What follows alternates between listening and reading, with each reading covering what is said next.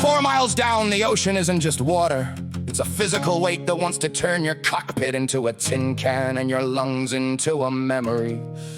We were crawling through the silt, 5 shadows in a world of blue-black, while the corporate mechs danced around us like sharks. They had the speed, they had the high-pressure jets, and they had us pinned against the mining dome. My machine guns were dead weight, and Elena's PPCs were blooming like blue flowers in the water. Pretty, but they couldn't hit a moving target in the murk. I felt the logic of the deep starting to press in, and then I remembered the industrial cutters back in the Warrens. If you can't punch them, you let the pressure do the work for you. Ow! Hey!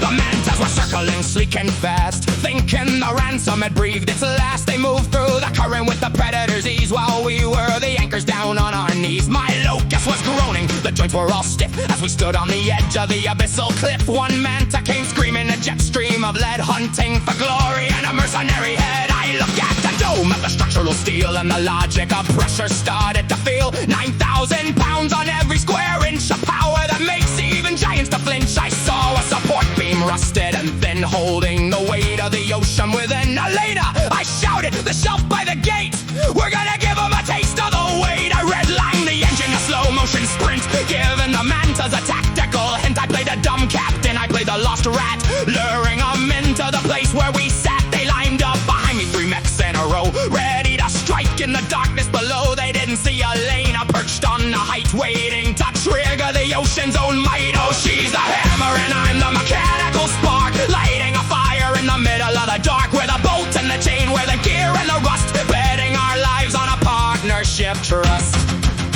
Now I yelled and the marauder went bright with a single precise stein of blue light. She didn't hit mechs and she didn't hit hulls, she hit the support that the pressure annals. A pinhole breach in the support beam's core, letting the ocean inside of the door. A hydrostatic laser, a jet stream of death, taking the manta's mechanical breath. The water jet screamed like a ghost in the deep, a blade made of ocean that nothing could keep. It sliced through their legs and it sliced through their frame, putting the corporate killers to shame. They weren't blown up and they weren't shot down, they were surgically cut in that deep sea town. The pressure was the engine, the hole was the gun, and the Warrens Ransom had already won. You've never seen anything like it. The jet of water was only an inch wide, but at that depth, it was more powerful than any autocannon. It cut through those mantas like they were made of soft butter. They didn't even have time to eject. 1 second, they were the predators of the deep. In the next, they were just scrap metal sinking into the silt. I sat there in my cockpit, watching the ocean do my work. And for a second, I felt small. But then Elena's voice came over the comms, crisp as a Starner winter might. Nice lure, but if you ever make me fire that close to a pressurized dome again, I'm letting Skid pack your bags. I just laughed. We were alive, we were paid, and we didn't flood the station.